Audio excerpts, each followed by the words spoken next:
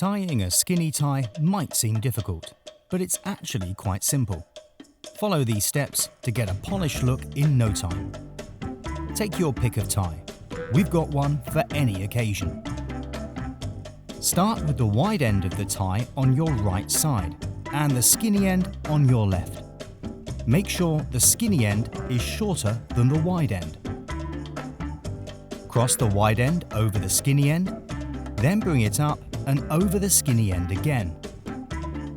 Now take the wide end and bring it down and behind the knot.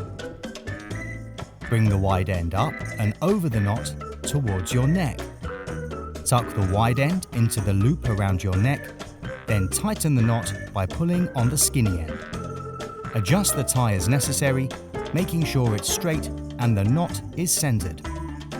And there you have it, a perfectly tied skinny tie in just a few simple steps. Now go rock that look. Maybe sit down for this one.